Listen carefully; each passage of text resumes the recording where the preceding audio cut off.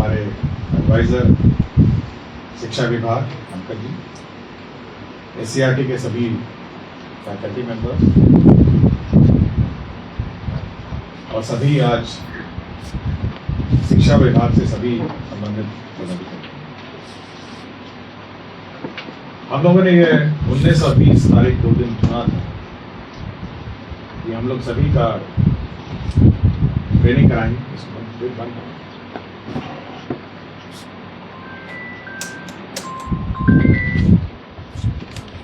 हम लोगों ने ये कार्यक्रम इसलिए चुना था 19 और 20, 23 तारीख से हम लोग का जो पोस्ट समर वेकेशन है वह शुरू होना है और जो अब तैयारियां उसके परिप्रेक्ष्य में की जानी है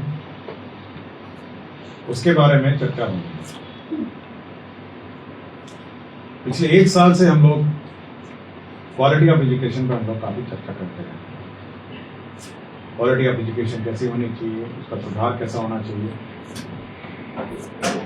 और क्या क्या हम लोग के अनुभव है इस पर भी हम लोग को शेयर करना चाहिए। पिछली बार एक मंथन का कार्यक्रम हम लोगों ने रखा था और इसके ऑर्गेनाइजर पंकज जी थे, जिसमें हम लोगों ने आपकी बातें सुनी थी और आपकी बातों के आधार पर बहुत सारा हम लोगों ने इम्प्लीमेंट कर दिया। उसके बाद से बहुत सारे परिवर्तन हम लोगों ने अपने व्यवस्था में किया, अपने प्रशासनिक व्यवस्था में बहुत सारी व्यवस्थाओं में हम लोगों ने परिवर्तन किया। सबसे पहले जो इशू आएगा, कुछ इश्यूज हैं जो मैं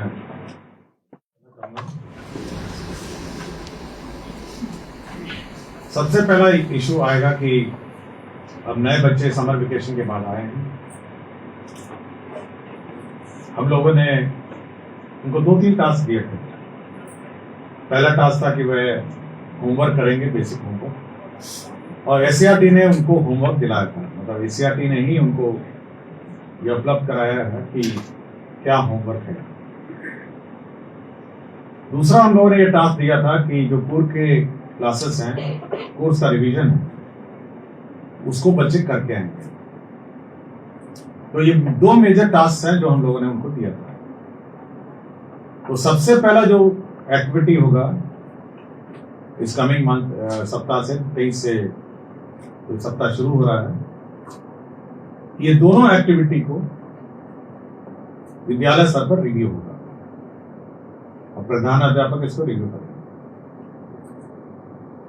थोड़ा ट्रांसफर पोस्टिंग के चलते इधर उधर उथल पुथल हो रही होगी, कुछ टीचर्स इधर से जा रहे होंगे, कुछ टीचर उधर से जा रहे होंगे।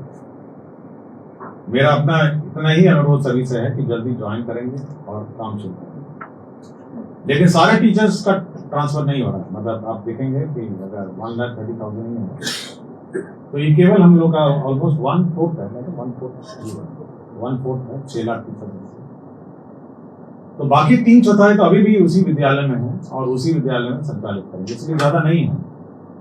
तो 3/4 विद्यालयों जो टीचर है उनका ये दायित्व होगा, इस एक्टिविटी को करेंगे जब तक वो 1/4 टीचर जो इधर उधर से आ रहे हैं वे अपना कार्य संभालेंगे। दूसरा ये था कि हम लोग अब समर वेकेशन खत्म हो गया है और हम लोग को 2-3 चैलेंजेस अभी भी है कि जो मैं आपको अवगत कराना चाहूंगा। सबसे पहला चैलेंज यह है कि समय पे कोर्स का कंप्लीशन। ये पिछली बार भी हम लोगों ने कहा था कि समय पे कोर्स के कंप्लीशन के संबंध में डिटेल गाइडलाइन दिए थे और SCERT ने अपने गाइडलाइंस इशू किए थे। SCERT कोर्स निर्धारित करता है और सब्जेक्ट वाइज उसका कोर्स भी निर्धारित करता है। तो सबसे पहला चैलेंज यह है कि हर स्कूल अपने कोर्स कंप्लीशन पे बहुत ध्यान देता है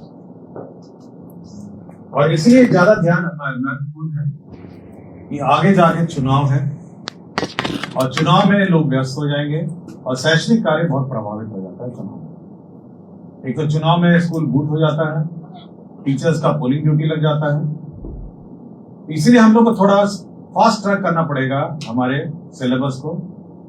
और मैं चाहूंगा SCERT को और डायरेक्टर प्राइमरी हैं कि उस चुनाव अवधि को थोड़ा हल्का करते हुए आगे पीछे कोर्स को एडजस्ट करें।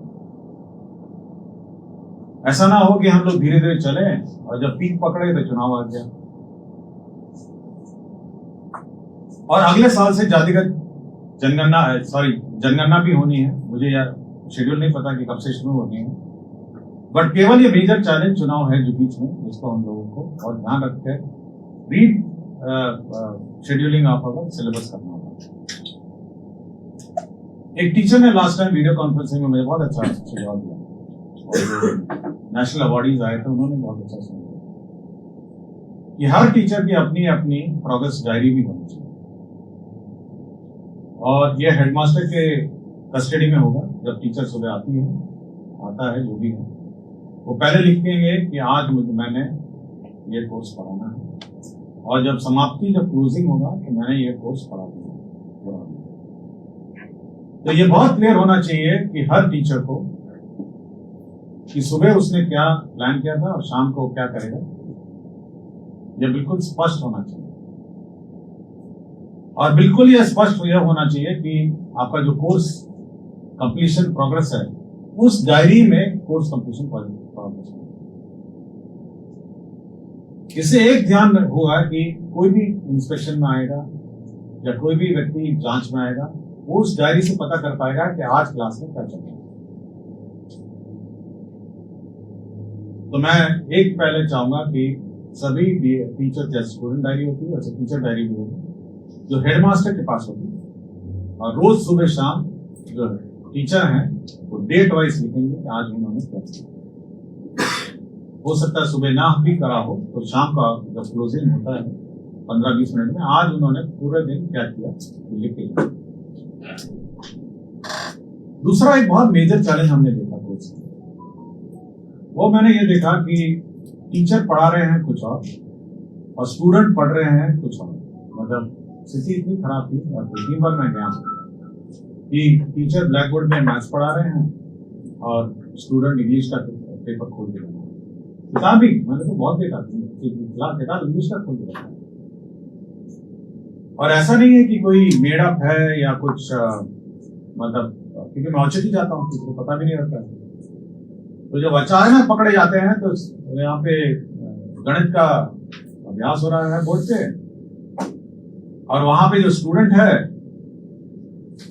वह अपना इंग्लिश और हिंदी और सोशल स्टडीज और हिस्ट्री का किताब खोलते जाता है। तो बार बार ये मैंने कहा है, इसी आर्टिकल में मैंने बात करी कि जब आप इतनी ट्रेनिंग देते हैं तो ये टीचर जाके ये काम वहां पे क्यों नहीं करते हैं कि वो चेक ये कम से कम एक बार घूम जाए कि भाई कर क्या रहा है। हम लोग प्राइवेट स्कूल में पढ़ेंगे, हमारे जो हेडमास्टर है, हेडमिस्ट्रेस है, ये जो क्लास टीचर है, उसका काम था कि एक बार चक्कर लगा दिया क्लास शुरू होने से, यूं जाके फिर यूं, और ये केवल यही चेक करती थी आज वो स्टूडेंट क्या नोटबुक लेकर आया है और क्या पन्ना खोल के जाता है। ये टीचर और स्टूडेंट कनेक्ट का एक समय है। अचानक आए बच्चे अपना जो जानने में जाए जो करना चाहे, और यहाँ पे टीचर बैठ के अपना पढ़ाए और वहां से ये चिकन नहीं। स्टूडेंट टीचर का काम है एक बार घूम के देखें, यूनिफॉर्म नहीं है तो यूनिफॉर्म पे टोके, बच्चा का आउटलुक ठीक नहीं है तो एक बार टोके, और उसके बाद घूम घाम के आते अपना पढ़ाए। और उसके बाद जब क्लास खत्म हो रही होगी तो एक बार फिर घूमे उसको, ये देखने के लिए कि वास्तव में जो इतना 1 घंटा 45 मिनट 40 मिनट की जो क्लास हुई है, जो उन्होंने ब्लैक बोर्ड में लिखा उस स्टूडेंट ने नहीं किया। ये हर क्लास का ये होना चाहिए। लेकिन एससीईआरटी का जो ट्रेनिंग प्रोसीजर है, मैंने बार बार कहा इसके लिए, मैं पिछले 6 महीने 7 महीने से बोलता हूं कि आप एक मॉक क्लास बनाइए। अब जैसे मॉक क्लास बैठे हैं, मॉक क्लास हुआ, सब अपने टीचर्स बैठे हैं और एक एक टीचर को यहाँ पे पढ़वाइए कि कैसे पढ़ाना।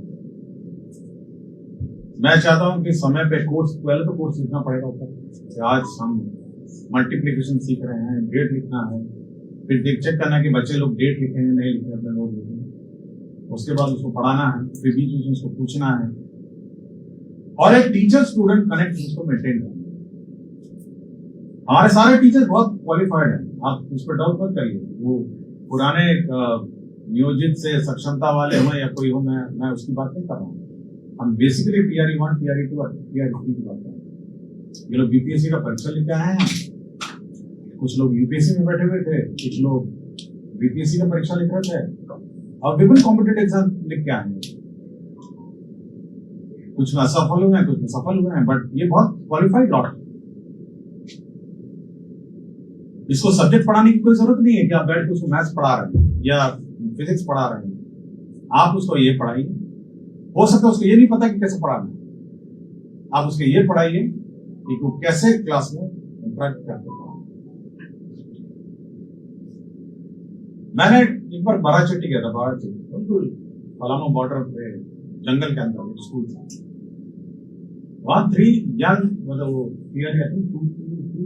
टीचर्स और FLN किट निकाल के वो पढ़ा रही थी। ट्रायंगल था, स्क्वायर था, नंबर था, कुछ कर रही थी और बच्चे सब बैठे हुए थे, सबसे सिखा रहे थे। हम लोग इतने सारे FLN बनाते हैं, FLN किट है, दुनिया भर का सब है, लेकिन ज्यादातर FLN किट जब स्कूल में जाता है वो संदूक और स्टेनलेस स्टील वो जो संदूक है उसके अंदर जाके बंद होता है। अभी क्यों होता है? ये SRT का प्रॉब्लम है, टीचर का प्रॉब्लम है, ट्रेनिंग का प्रॉब्लम है, उसको पता ही नहीं क्या करना है। उसको वो सारा संदूक में भरा रहता है और बिल्कुल ब्रांड न्यू दिखता है। मतलब आप हाथ लगाएंगे ना तो ऐसा लगता है कभी कभी तो पैकेट खोलना पड़ता है मुझे। Brand new unused FLN kit बंद रहता है।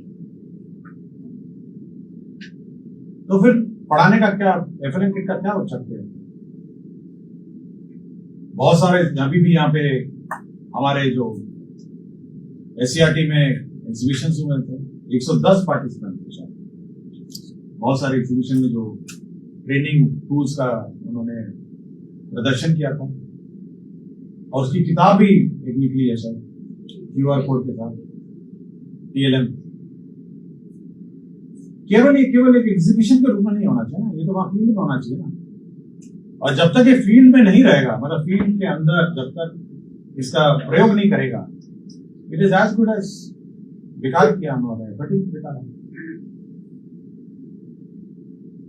और जानबूझ के मैंने पिछली बार कहा कि जितने भी SCRT के टीचर्स हैं इनके साथ 5 स्कूल अटैच होंगे और ये लोग जाके देखेंगे जो ट्रेनिंग हो रहा है वास्तव में वो जो वहां पे टीचर है वो वास्तव में जो इन्होंने क्लास में पढ़ा है वो एक्चुअली कर रहा है या नहीं कर रहा है। और फिर उसके बाद करेक्शन होगा, तो मैंने ऐसे नहीं पढ़ाना था, वैसे पढ़ाना था। तो बहुत सीरियस डाउट्स हैं इस पर। या तो ट्रेनिंग का कोई इशू है या some connect between the department, SCRT और टीचर। वास्तविक में वहां जाके जो हम कहते हैं वो कुछ हेडमास्टर लोग इंडिविजुअली बहुत ही इनोवेटिव है। मैं ये याद है आरा में मैं गया था, आरा के उसने पूरा का पूरा कोर्स वहां पे दीवार पे पेंट कर दिया सिलेबस, और वो लोग सब हेडमास्टर जो स्टाफ रूम में आके चेक करते हैं, कोर्स कर देते हैं। तो कुछ इनोवेशन हेडमास्टर स्तर पर है, लेकिन इतनी ज्यादा स्कूल है, 77,000 स्कूल है, हम लोग ऐसा स्टैंडर्डाइजेशन नहीं कर सकते हैं कि सब जगह जाके हम उसको चेक करते हैं। तो मेन फोकस जो हमारा है वो है क्वालिटी ऑफ एजुकेशन, ट्रेनिंग में थोड़ा भी। हम लोगों ने एग्जाम का सिस्टम रखा था कि भाई आप इवैल्यूएट करिए बच्चों का, ये टेस्ट के माध्यम से, ये टेस्ट के माध्यम से हम लोग नहीं गाइडलाइन इशू करना चाहते। हम लोग नहीं चाह रहे थे कि कब टेस्ट हो कब नहीं, तो खुद अपने आप हेडमास्टर और टीचर के बीच की बात है। हम लोग क्यों इशू करें कि मंडे टेस्ट हो, वीकली टेस्ट हो, क्वार्टरली टेस्ट हो। ये तो हेडमास्टर और टीचर को बैठ के देखना है कि हर मंडे आपको टेस्ट लेना नहीं लेना। आप हर 3 दिन में भी ले लीजिए, क्या फर्क पड़ता है? आप हर 10 दिन में ले लीजिए, क्या फर्क पड़ता है? टेस्ट एज अ टूल जो है ये टीचर को निर्धारित करना, और जब नहीं होता है तो हम लोग लिखते हैं कि Monday test, Tuesday test. Weekly test, quarterly test, और रेगुलरली असेसमेंट होना चाहिए। रेगुलर, अब ये जैसे आप टेस्ट लेके करिए या पूछ के करिए। पेरेंट टीचर मीटिंग बड़ा इंपॉर्टेंट अंग था इसका। हम लोगों ने शुरुआत तो की, लेकिन इसका मुख्य अंग था हमारे हर क्लास का एक क्लास टीचर रहता था। Every class had a class teacher, every, और उसका काम था कि क्लास टीचर बैठेगी, पेरेंट आएगा, बच्चे को बुलाया जाएगा और उसका पूरा बायोडेटा उसको बताएगा कि आपका लड़का है, लड़की है, यूनिफॉर्म में नहीं आता है, आपका लड़का लड़की मैथ्स में कमजोर है, आपका लड़का लड़की इस सब्जेक्ट में कमजोर है। ये सब उसका डिस्कशन है और ये बहुत महत्वपूर्ण इवेंट है।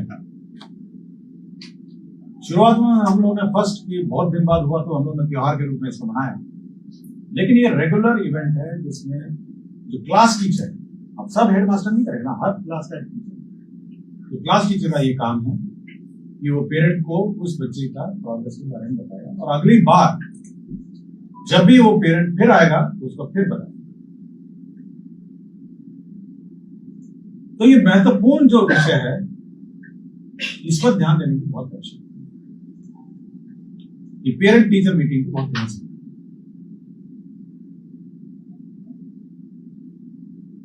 हमारे बाकी जो एक्टिविटीज हैं, फिजिकल एक्टिविटीज हैं, म्यूजिक है, डांस है, इसके लिए हम लोगों ने कंपल्सरी सैटरडे में निर्धारित किया और सुरक्षित शनिवार हम लोगों ने निर्धारित किया है जब सारे एक्टिविटीज होंगे और इसकी भी मॉनिटरिंग। तो ओवरऑल जो हमने कहा कि बच्चों का जो क्लासरूम का जो आउटलुक है, यूनिफॉर्म होना चाहिए, उसका बेंच डेस्क होने चाहिए, हर सब्जेक्ट की किताब होनी चाहिए, नोटबुक होना चाहिए, पर बीपी नहीं, केवल नोटबुक, उसी चक्कर कि कम से कम नोटबुक तो रहे, बुक्स पहुंचनी चाहिए और ये निश्चित नहीं होकर बैठ जाना चाहिए कि क्योंकि कम बुक आए हैं तो कुछ लोगों के पास बुक नहीं है। या तो हेडमास्टर का दायित्व था कि वो इवैल्यूएट करेगा कितने बच्चों के पास बुक नहीं है, ख्याल में बताएगा। यहाँ पे बिहार टेक्स्ट बुक ऑपरेशन लोग भी लगे होंगे तो इंश्योर करेंगे। हर मेरा शिक्षा की बात हर शनिवार में ये टेक्स्ट बुक कमी की बात आती है, तो केवल बैठ जाना कि भाई हम इतने ही आया था तो इतने ही किताबें बटी थी, ये कह देना केवल आवश्यक नहीं। ये आपको इंश्योर करना पड़ेगा किताबें हो, यूनिफॉर्म हो और साइकिल भी हो। साइकिल के लिए सरकार पैसा देती है, साइकिल खरीदे जाए। तो एक semblance of quality based education होना चाहिए, इस पर मेन फोकस। हम लोगों ने बायोमेट्रिक अटेंडेंस शुरू किया और हम लोग रेगुलरली इसका इवैल्यूएशन भी कराते हैं, चेक भी कराते हैं। कुछ टीचर्स आज भी फर्जीवाड़ा का प्रयोग करते हैं, बोर्ड पे लगा दिया अपना फोटो और साथी को बोल दिया कि आप मोबाइल से फोटो खींचिए।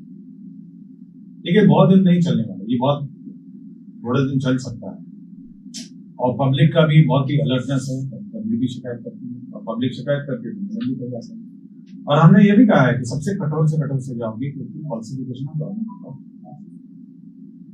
तो मैं बहुत ही क्लियर इस बात पे हूं कि फॉल्सिफिकेशन अब अगर रिकॉर्ड्स होगा तो हम लोग कठोर से कठोर हम लोगों ने ई शिक्षा कोष लागू किया और ई शिक्षा कोष ये आज की परिकल्पना नहीं थी, ये 3 साल पहले से वर्क इन प्रोग्रेस। बहुत कोशिश, बहुत इस पर विचार हुआ और फाइनली ई शिक्षा कोष में मॉड्यूल्स के बारे में चर्चा हुई। 3 साल पहले की बात, आज की बात नहीं। आपको लगता होगा कि आज अचानक, मैं फाइनेंस सेक्रेटरी था उस वक्त, हम लोगों ने और देन तत्कालीन एसीएस एजुकेशन पे से चर्चा हुई और अब इसको फुल फ्लेज्ड इसको लागू। मतलब ये केवल अटेंडेंस का मॉड्यूल नहीं और ये केवल हाजिरी लगाने का या केवल छुट्टी अप्लाई करने का नहीं। इसमें आपको टैबलेट भी पर उपलब्ध कराए जाएंगे, सभी स्कूल्स में टैबलेट होंगे और उस टैबलेट के माध्यम से आप भी बड़ी इसमें ना आप जीपीएस कैंपर कर पाएंगे, हम ना ही इस प्रकार का फोटो वो रिकॉर्ड रहेगा कि आपने किस फोटो से लिया और क्या। तो पहले तो बायोमेट्रिक अटेंडेंस। दूसरा, हर क्लास का आपको फोटो लेना, मतलब every day the photo of the class. Class 1 है तो क्लास 1 में फोटो होना चाहिए, क्लास 2 है तो फोटो होना चाहिए, क्लास 3 इससे यह सुनिश्चित कर पाएंगे कि बच्चे जो हैं उसकी संख्या आप केवल फोटो देकर पता चलेगी। इस क्लास 1 में कितने बच्चे हैं, क्लास 2 में। तो क्लास में बच्चों की अटेंडेंस की भी समस्या है। तीसरा यह है कि हम लोग ये सैंपल फेस रिकग्निशन सॉफ्टवेयर उसमें लगाएंगे और हर रोज 100 से 200 स्कूल लेके उसमें टेस्ट चलाएंगे कि वास्तव में जो टीचर ने मार्क किया है वो वास्तव में उतने बच्चे हैं या ऑटोमेटिकली वो चेक करेंगे स्कूल का अटेंडेंस सिस्टम। और पकड़ा जाएंगे, अगर दूसरे में पकड़ा जाएंगे तो ये आपको उसका कार्रवाई होगी। तो सैंपलिंग चेक होगा ना, हम लोग हर रोज 77,000 इंटू 2 करोड़ बच्चों की जांच नहीं कर सकते, लेकिन रोज उसका 200 स्कूल उसको चेक करें, तो यह भी लागू उसमें हो जाएगा। तो आपका बच्चों का अटेंडेंस, बच्चों का फर्जीवाड़ा और बच्चों का जो बाकी अटेंडेंस सब। तीसरा यह है कि अब उसका लिंक है mid day meal. Mid day meal चाहे कितना भी कहे, हम लोग ने मैंने 1 सप्ताह 1 महीना 1 साल मैंने फर्जी अटेंडेंस लगाने के 2-3 कारण और प्रमुख कारण उसमें मिड डे मील। प्रमुख कारण फर्स्ट टॉप मोस्ट रीजन है सब चाहता है कि अगर 50 बच्चा है तो 200 दिखाऊं, 100 बच्चा है तो 400 दिखाऊं। प्रथम जो प्रॉब्लम है वो मिड डे मील, और ये तो नॉट टॉलरेबल है और इसको तो ऑफर जाता है। और अब तक क्योंकि बायोमेट्रिक हो जाएगा, फोटो आ जाएगा, फोटो से तो जैसे ही डालेगा मिड डे मील, आज 50 है तो 50 फोटो होने चाहिए बच्चे। अगर वहां पे 10 बच्चा है और 50 दिखाएगा तो मिड डे मील के प्रभावित है। तो पहला तो वो। दूसरा है गांव में दबाव, कि अगल बगल गांव के लोग माता पिता आएंगे, कहेंगे मेरा फर्जी अटेंडेंस लगाइए बच्चों को। शेखपुरा ठीक हो रहे ना। तो बच्चों का दबाव, ये माता पिताओं का दबाव, उसका मुख्य कारण ये है।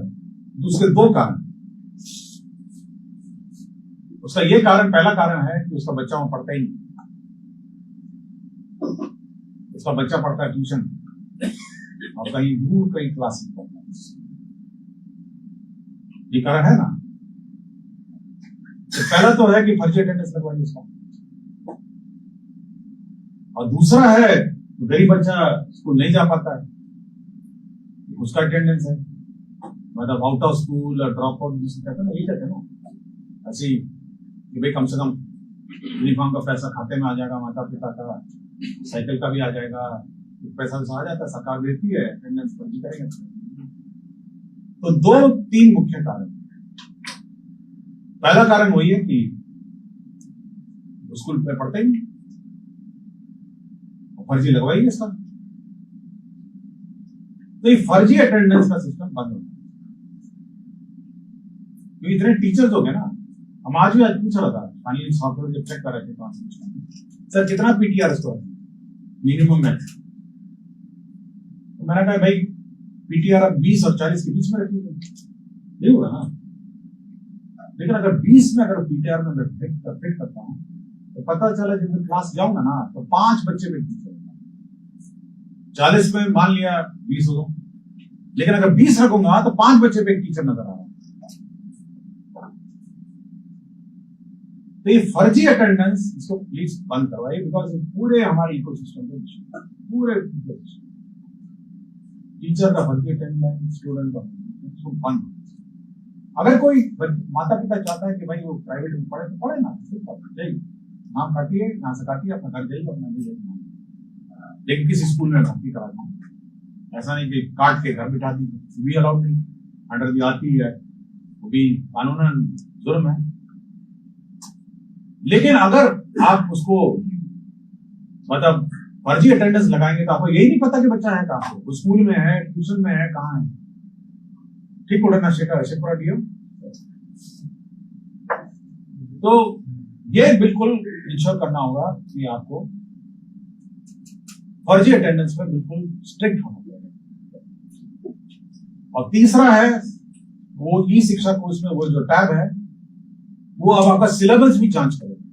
तो जो टीचर नोटबुक है उसको रोज लिखना है और उसको फोटो खींचना है।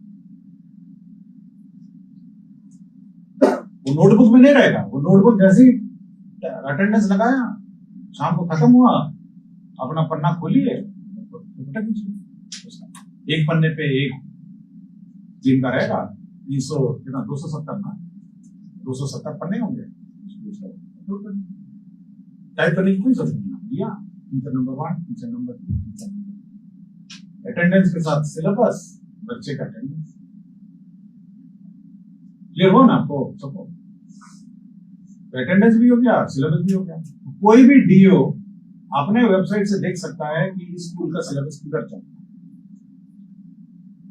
और इंस्पेक्शन में जाइए, सैंपल मिलान करिए कि भाई आप तो लिखे थे कि मल्टीप्लिकेशन करा रहे थे, बच्चा तो मल्टीप्लिकेशन नहीं कर रहा है। देखिए चौकीदारी नहीं कर सकते आप स्कूल का, मतलब रोज गए, रोज चढ़ गए, रोज मतलब मोटरसाइकिल लेके गाड़ी लेकर दौड़ रहे हैं। थोड़ा इंटेलिजेंट इंस्पेक्शन और इंटेलिजेंट, जरूरी नहीं कि रोज चला जाए। क्या मतलब यही बोलो ना, डूइंग इट लाइक दिस कि भाई रोज सुबह पहुंच गया है, आपको कुछ नहीं करना है। आपको ई शिक्षा कोर्स खोलिए, फलाना स्कूल का कोर्स आउटलाइन देखिए, और एससीईआरटी भी देख सकता है। एससीईआरटी में फैकल्टी लगाइए, तो भाई सर स्कूल का जो सिलेबस है ऑन डॉट चल रहा है। हम लोग ज्यादा डेटा एंट्री जानबूझ के नहीं करें, नहीं तो मैं कहता हूँ एंट्री करिए, ये सिलेबस हुआ वो बात का वो नेक्स्ट स्टेज है। एक बार पहला स्टेज तो ये कि कल फोटो भेजिए, फिर अगला स्टेज होगा कि वो एंट्री भी करना पड़ जाएगा। जब आवश्यक कंप्यूटर सेटअप हो जाएंगे स्कूल में, वो भी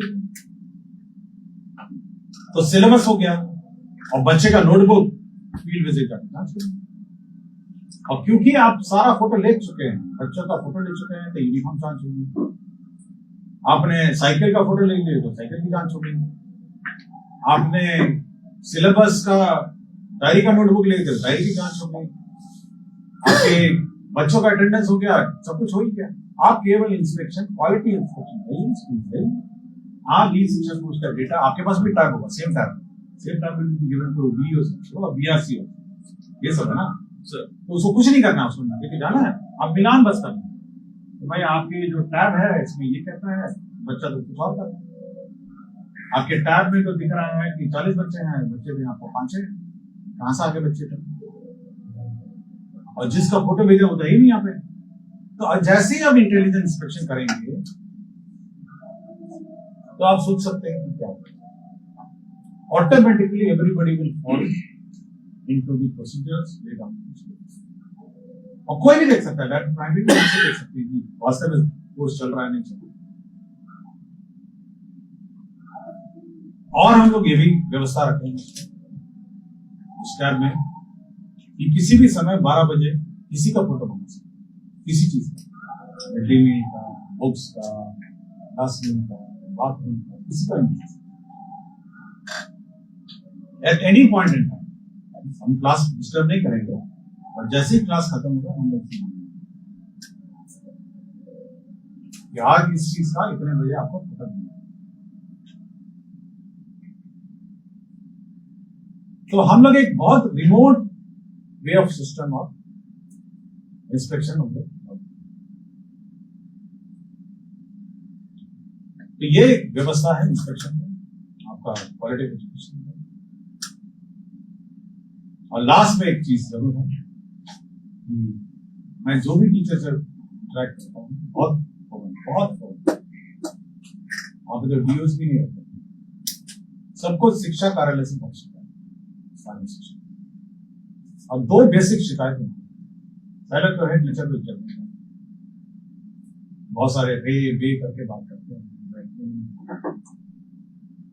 ये बड़ा मतलब ये बहुत ही खराब, मतलब आप सोच सकते हैं कि वो 40-50 बच्चों के सामने और आपके कार्यालय में आता है तो आपका जो क्लर्क है उसको रे भी करना, ये बहुत ही ये बिल्कुल मतलब वो रोल मॉडल है अपने स्कूल में। सोचिए कितना मायूस होता होगा जब जाता हूँ,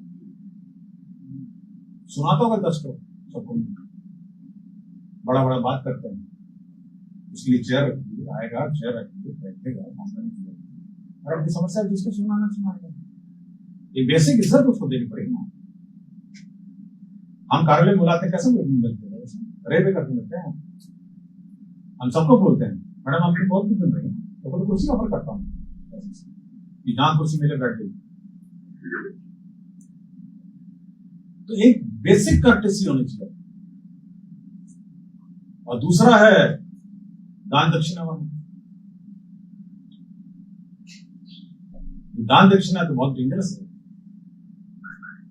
दक्षिणा दीजिएगा तो भाई पटक होगा, दक्षिणा नहीं दीजिएगा तो काफी दीजिएगा। तो ये धीरे धीरे आपका ई शिक्षक होती है। अभी तो छुट्टियां घुस गई हैं, फिर वेतन भी इसमें चला जाएगा।